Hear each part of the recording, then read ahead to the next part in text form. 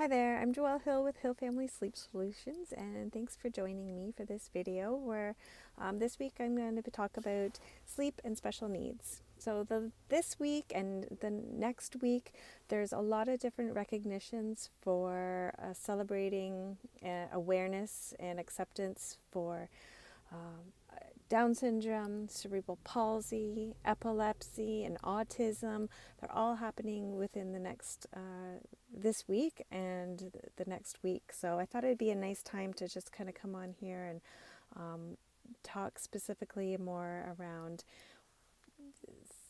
sleep and special needs. So while the large majority of my information when I come on here with these weekly videos and talking about sleep around education and sleep tips are good information for all sleep. Children with special needs or children with neurodiverse brains have an exceptionally hard time, can have an exceptionally hard time with sleep. And many parents are told that, oh, they have that diagnosis. There's not much we can do for you, or just follow the sleep hygiene tips that are found on the internet or web or mom groups or things like that, where a little bit more specific information and education and tips and action plans is what's needed. We all know that sleep is so important for growth and brain development, and especially with our kiddos with neurodiverse brains, they're working so hard and they have so many different therapies and social interactions. Their brains are working so much harder. So at that nighttime when we're taking those learning from our memories from our day and moving them into those long-term memories, and our growth hormones at night when we're sleeping, sleep is so important. So whether you're born with a genetic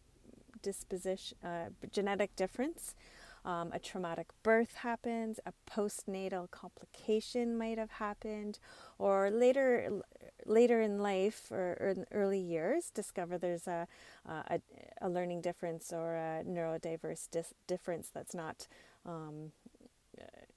really comes out until your child's a little older, I can help you with your child sleep better. Many families, like I said, many families get told that their children are just bad sleepers, and Down syndrome, children who have Down syndrome often have respiratory issues and breathing issues, or the sensory issues with autism or FASD, whatever that might be, that there's just not much they can do. So, but there is help, and I can help you get a more restful, longer sleep, and quality sleep, deeper sleep, more quality sleep, so that your child can laugh more, play better, play more, and have a better time during their days, and then that ripple effect onto the whole family. So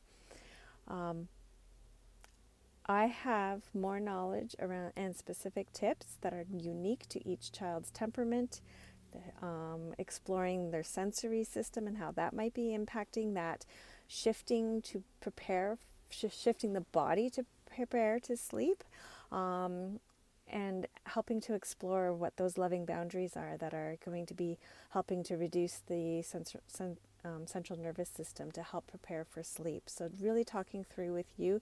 You are your child's expert. You know your child really well, and I know about sleep. So together we need to come up with an action plan that takes all those factors into consideration, and come up with a holistic action plan that you feel comfortable with.